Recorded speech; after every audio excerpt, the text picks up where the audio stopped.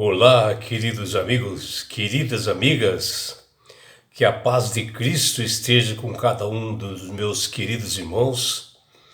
Que bom nós separarmos este momento para nós estudarmos a lição da Escola Sabatina, para nós obtermos conhecimento, entendimento e sabedoria, e que todos tenham um belo dia. Vamos à lição? E hoje, segunda-feira, 28 de julho de 2025, a lição 5 de hoje, ela tem como título A Páscoa. E a lição de hoje ela está baseada no livro de Êxodo, capítulo 12, do versículos 1 até 20. E na lição de hoje nós vemos umas instruções que Deus passou para Moisés e Arão antes deles deixarem ali o Egito. E Deus os instruiu para que eles realizassem o ritual da Páscoa. E avisou para eles que aquele mês era um mês assim importante, era o principal mês de todos, era o primeiro dia do calendário religioso israelita, ou seja, era o mês de março e abril, mais ou menos. E Deus, através dessa instrução passada para Moisés e Arão, ele determina que cada família deveria pegar um cordeiro macho, né, sem manchas, puro, né, e com a idade assim de 1 ano, que ele seria o substituto do primogênito, né, que esse cordeiro iria morrer no lugar do primogênito, porque Deus havia determinado que as pessoas se preparassem para esse momento, porque um anjo iria passar à meia-noite e iria matar o primogênito de cada família egípcia, né? Sendo que o povo hebreu deveria demarcar nos umbrais das suas portas com sangue, né, significando sua impureza e um sinal de que eles estavam obedecendo a Deus, e que o anjo passaria por cima dessa casa e não feriria a ninguém, né? E que eles deveriam comemorar essa Páscoa assim com alegria, né? Assando realmente aquele cordeiro, né? E essa fé assim de passar o sangue nos umbrais, nos batentes das portas dos hebreus, deveria se impulsionar essas famílias a eles fazerem uma festa, né? Porque estavam tendo uma proteção divina ali, para que eles pudessem com alegria se alimentar daquele cordeiro, ou seja, o pão do céu que estava ali. O sangue é um sinal assim de verdadeiro cordeiro de Deus, que no futuro iria tirar os pecados do mundo, que é Cristo. E assim Deus deu instruções assim detalhadas para que eles pudessem realmente passar essa primeira Páscoa com alegria, né? E todas as pessoas ali daquela família deveriam ter assim comer uma porção daquele cordeiro. E se uma família não conseguisse consumir tudo aquele cordeiro, deveria partilhar essa refeição com outras famílias mais próximas, né? Para que eles também pudessem receber essa proteção também de Deus, para que não acontecesse nada na vida delas naquele momento. Em Êxodo capítulo 12, versículos 13 e 14, o Senhor menciona que quando a última praga viesse, né, ele iria realmente matar esses primogênitos, né, para que ele pudesse ferir realmente aos deuses que os egípcios cultuavam, né, uma forma de mostrar soberania, poder, né. E isso realmente foi algo assim fantástico, né? Porque a gente vê realmente que Deus é um Deus realmente de palavra, um Deus realmente de poder. E a Páscoa ela foi assim a primeira experiência religiosa do povo de Israel,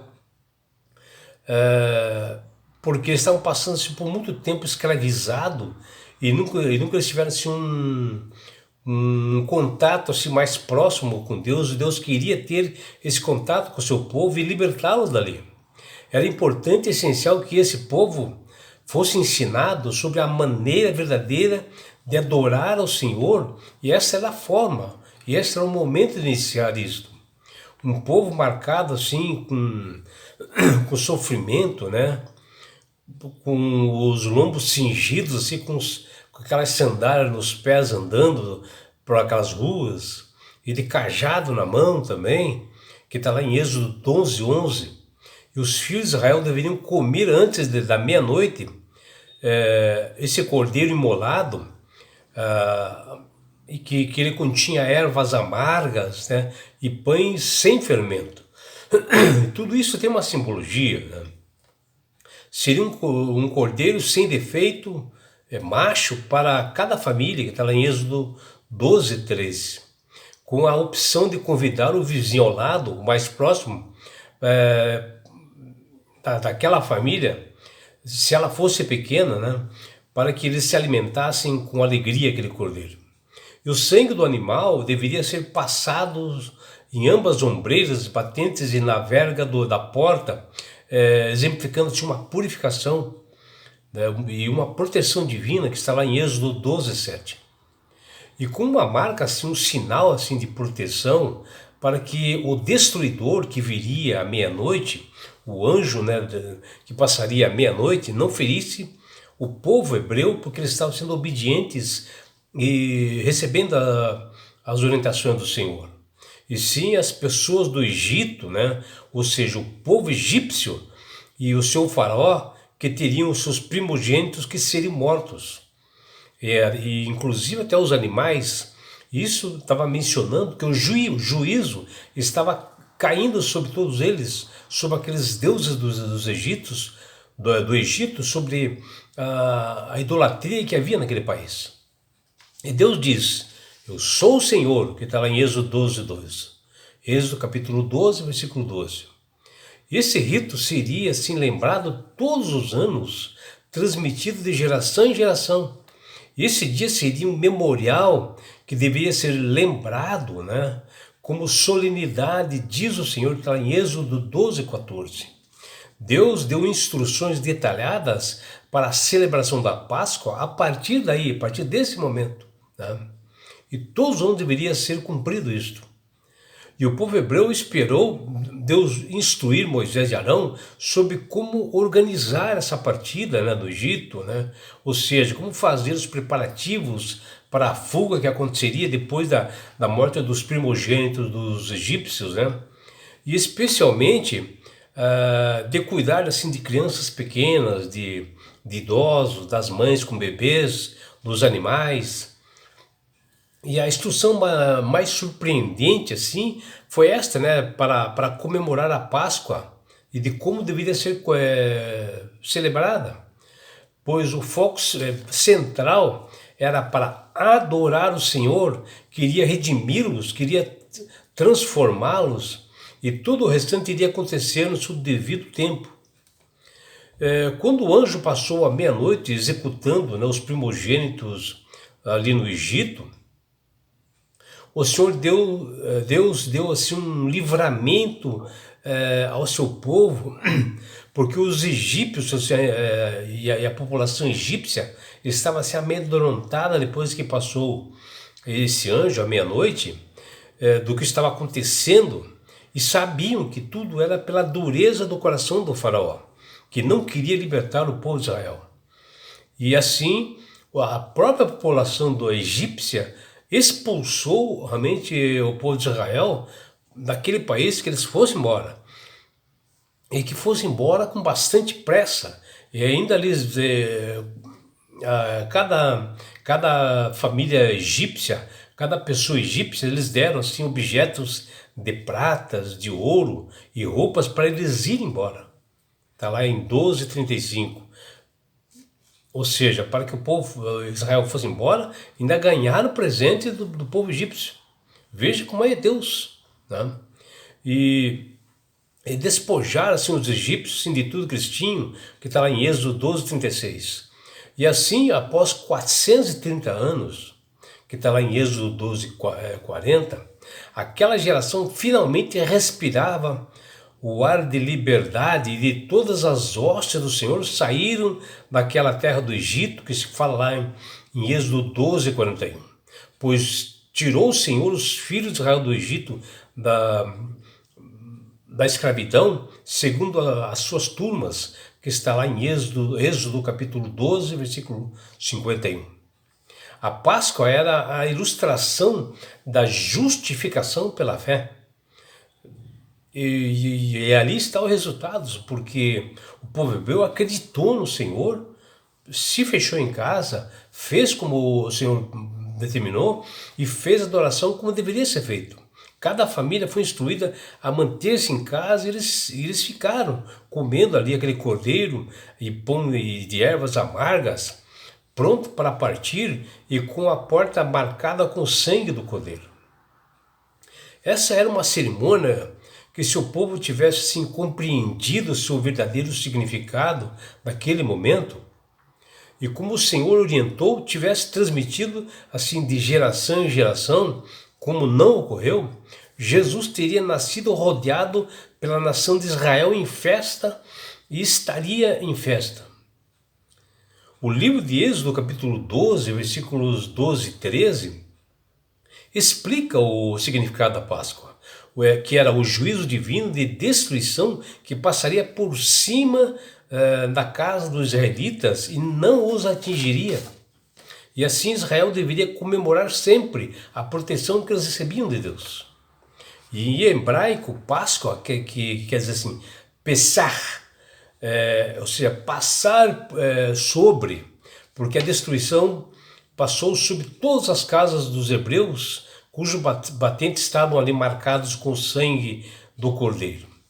E a celebração da Páscoa levou Jesus a instituir uma nova cerimônia quando ele estava com seus discípulos, que ele fez ali a Santa Ceia, né?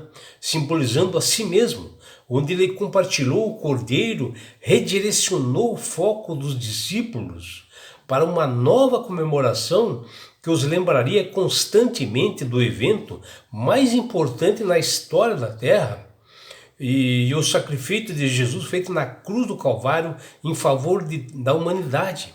E assim nós celebramos a redenção na Páscoa, lembramos a sua vida e sua morte por nós. E é por isso, meu amigo e minha amiga, que Deus tem falado, clamado por todas as pessoas para que aceitem a Jesus como Salvador e Senhor, porque Ele é o único Cordeiro de Deus que tira o pecado do mundo. Porque Jesus diz, eu sou o caminho, a verdade e a vida, ninguém vai ao Pai senão por mim. É Jesus dizendo aqui que Ele é o único mediador entre os homens e Deus. E quando você aceita verdadeiramente a Jesus como Salvador e Senhor, obedecendo seus estatutos e mandamentos, principalmente o quarto mandamento, você passa a ser uma pessoa de entendimento, uma pessoa que sabe manusear bem essas escrituras, porque o Espírito Santo começa a trabalhar na sua mente. E quando você aceita de coração, com sinceridade Jesus, você ganhará de presente algo tremendo que chama-se salvação. E com isto, na grande volta de Jesus a este mundo, Jesus, ele levará você, seus filhos, sua família, seus amigos e todos nós para as mansões celestiais. Um lugar, meu amigo, minha amiga, de onde não haverá mais morte, mais dores, mais aflições, não haverá mais perseguições. Você estará no céu. Você participará de uma cerimônia tremenda lá no céu, que é sobre as bodas do Cordeiro. É o casamento, é a união do noivo, Jesus, com sua noiva, a igreja, que somos nós, numa grande festa. E além do mais, meu amigo, minha amiga, você terá uma grande oportunidade de você estar assim, ó, face a face com Jesus. Já imaginou? Sabe por que Deus quer fazer isto com você, minha amiga? Com você, meu amigo? Porque Jesus te ama. Abraços do seu amigo João Carlos Amorim.